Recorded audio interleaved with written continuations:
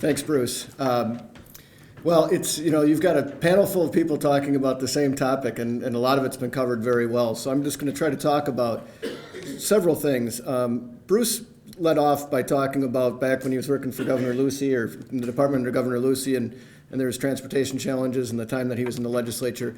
And I know for a lot of people in this room, whether it's transportation or whether it's juvenile justice or healthcare or other things, we always hear that there's strained budgetary environments, and more than often than not, that's true, and it's always a bit of a struggle.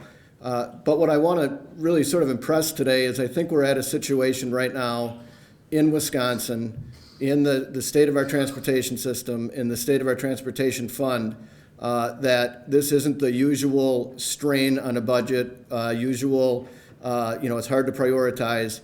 We are at, as Mike Cole has said, I think we're at a watershed moment for our economy that relies on this transportation system. And I would tell you, I think we've got to the point that we're at right now, in the shape that we're in right now, really for largely, I would say, three to four reasons.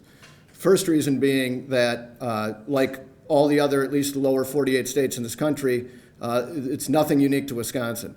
We under President Eisenhower and the Congress at that time during the 1950s, we began the build out of the interstate system in this country. And we decided we were going to do it through a user fee-based system, by the way, which is a gas tax, which I'll get back to. But we built that system, which connected this country, and it was built to last 50 years. And it did.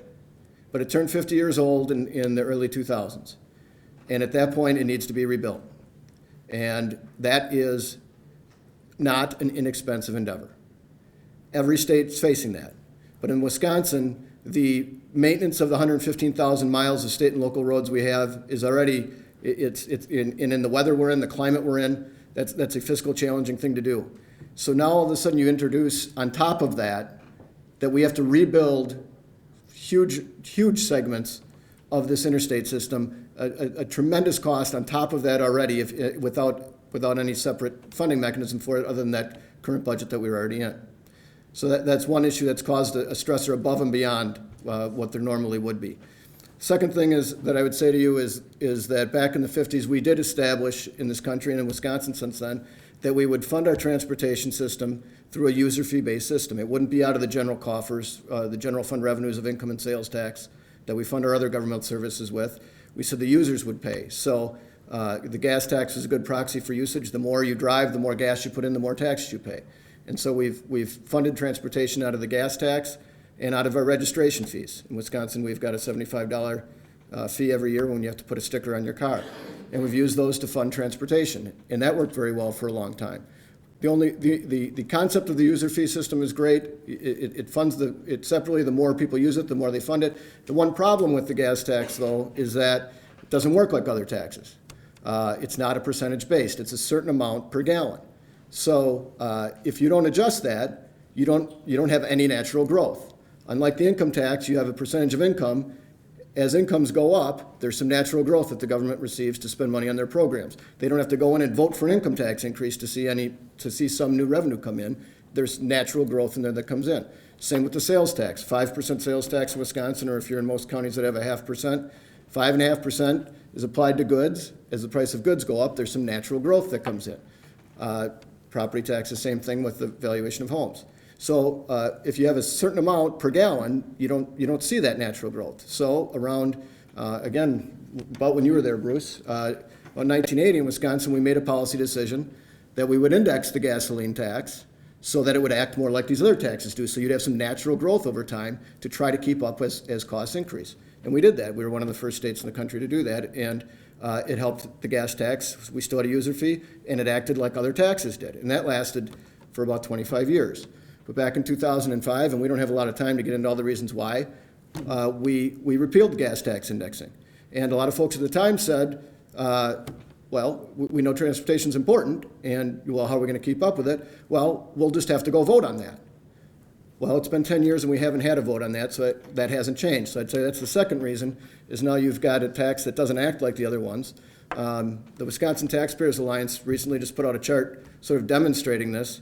They showed from 2007 to 2012 which again was, if you think about what's going on in the economy, not a high growth time naturally, but the revenue that came in from the income tax went up by about 7% for the state. The revenue that came in from the sales tax went up about 3%, and the revenue from the gas tax went down 2%. So when you think about trying to manage the 115,000 miles of road we already have, rebuilding the interstate on top of that, out of a fund that there's no more, and then it's actually going down. So I would say that's the second issue that has gotten us to the situation we're in. And then the third is, during that same period of time, and this is actually a good thing and for a lot of other reasons, but the automakers are making cars that not only do we setting a certain amount per gallon, but now we're driving further on that gallon of gas. So now you've got a situation where we're only paying a certain amount per gallon, and it's taking us less gallons. So it's even less money that's coming in to the state of Wisconsin. And then the fourth thing you put on top of that, and the secretary referred to, and when we had that commission that we looked at this, he had the department show us all kinds of charts, and we looked at this. The more we've relied on debt, and again, as he pointed out, that not that debt shouldn't play an important role in long-term assets, but it's a financing mechanism. It shouldn't be a funding mechanism. And when you don't adjust the revenue for that time and you start relying on debt as a funding mechanism, as he said, the first draw is the debt service.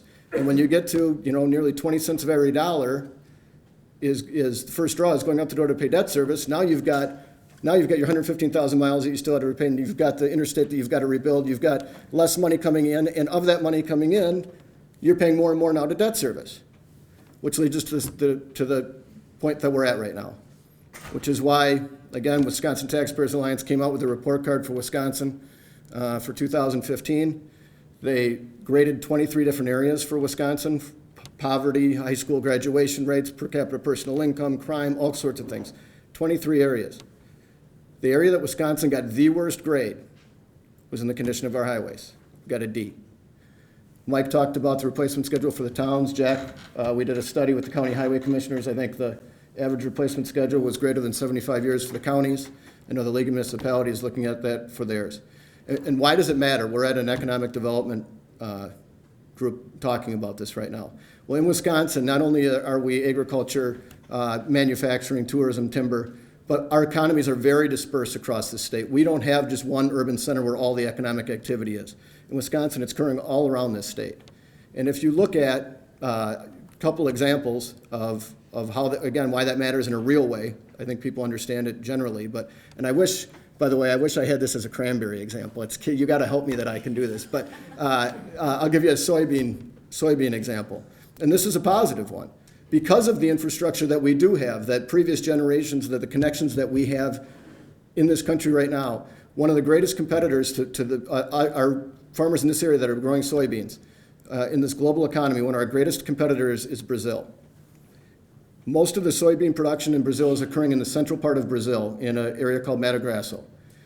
Their farming techniques, they've improved dramatically over the last decade to the point that they're competing against us very well on their costs on the farming side. Bless you. The one area that we continue, why we can beat them still, and where we have our economic advantage, the shipping cost for a ton of soybean from Mato Grosso, Brazil, to China is $171 a ton. From the Midwest here in the United States, it's $70 a ton. That's a huge competitive advantage. Once it gets on the barge, $45 a ton from Brazil, $45 a ton from the United States. The entire advantage is that we have those connections over the road, over the rail, to get to the barge for the soybeans here that they don't have in Brazil. If you look at national groups that talk about the holy grail of what we always talk about, wanting to attract more industry, more businesses to create more jobs, there's a group that I would encourage you to go look at online. It's called Area Development, areadevelopment.com. They do a survey every year. They do one survey for CEOs, they do another survey for consultants, and they ask them to rank the most important reasons for where they decide to site a business or expand a business. And they've got more than 50 site selection factors that they list. This last year, in both the CEOs and the consultant survey, access to highways was the number one reason that they looked at for where to site a business. Above tax climate, above regulatory climate, above workforce is number two in each of them, and those two have been the top two since we've been looking at them. Just one more example, just on that front. I know there was a group that was in town yesterday for WMC's days that's out of Hartford. Some businesses are in the business park there that are looking at significant expansion that they want to do in the area. Tens of millions of dollars expansion. But they can't do it the way with the current, the Highway 60 that comes into Hartford goes right into downtown Hartford. And they just can't do it with that route, with those trucks going through there if they can't figure out a reliever route. And we're not in a position fiscally to help them out right now. So the CEO there has said that if he doesn't need it today, but if he doesn't have some insurance within the next 10 years or so that he can get that, he's going to have no choice but to do that expansion elsewhere. He's going to have to do it not in Wisconsin. I mean, those are the real life implications of what we're talking about. And from our standpoint, the Just Fix It campaign that TDA and the Towns Association, the Counties Association, the League of Municipalities, and all the different groups that we're embarking on is we're trying to just empower. We've heard from a lot of our people that they need to hear from their constituents back home about this issue. So we're trying to go to every community, whether it's Sparta or Eau Claire or Wausau or Green Bay, and try to encourage you to have those conversations. Now, what's unique about this part of the state, and I promise you this is not pandering because I've gone to other parts of the state and I'll be pretty direct with some people that aren't happy with me. The western part of the state here, your elected officials, some who are in the room, have actually been tremendous advocates, and they've been in the right spot on transportation. But that doesn't mean that we don't need to have these conversations here. Mike Polis was correct. Even though a lot of the investments going on in the southeastern part of the state, politically, that's where we're having most of our challenges. That's just a reality. That's not, I'm not trying to pit one area of the state against the other, but that is where we're having some of the challenges. But even though, I believe Representative Nearson and Representative Brooks, if I'm not mistaken, you voted no on the budget last time, citing transportation reasons. Senator Markline has been in the media specifically, not mincing any words, talking about how he wants to increase investment for transportation, how he'd be willing to vote for it. I mean, that's what we need. We need more of that. But they need, what I would argue is they need as much backing from you that if enough of their colleagues don't come along, they're going to have to hold out, and they're going to have to say we're not going to go home from Madison next budget until we do something to solve the situation. The user fees we're paying in this state, gas tax, registration fees combined, we are significantly lower than any of our neighbors. And we can make the adjustments that we need to and still be lower than any of our neighbors. When I talked about every state in the country is facing this issue with the interstate and having to rebuild it, and they are, but many of them are stepping up to face it. 16 states in the last 2 years have passed packages. Our neighbors in Iowa just increased their gas tax 10 cents, even though their user fees were already well above ours. They just increased their gas tax 10 cents, and they increased other fees as well. Michigan just passed a package to increase their gas tax 7 cents and increase their registration fees 20%. And it's the registration fee is the side that all of our neighbors are so much higher on, but they just because they're value-based, just increased theirs another 20%. Minnesota, who's already significantly higher than us, is in the same campaign too. And if we're close to there, if you drive through, they've got billboards up in there that says the land of 1,000 deficient bridges. That's their campaign that they're doing right now. So I won't take any more of your time, but in each of your packets, there was a one-sheeter with the Just Fix It. There's the bridge logo, which was sent in from Barron County with the exposed rebar on the bottom. We've got a lot of our folks, we're telling them to keep sending the pictures in. On the back there's steps that you can do to text in or email in, and we can be connected with you, and it will help you to get messages to send out to your local elected officials, to the governor, because we believe that we're just going to have to just keep this pressure on and keep talking about why this is so important from my standpoint, modest amount of investment that we can make in these user fees. It has such an important impact on our businesses and our industries in our area. So thank you very much. Thank you, Craig. Jason, you represent a number of people for whom infrastructure is absolutely critical. What are they saying?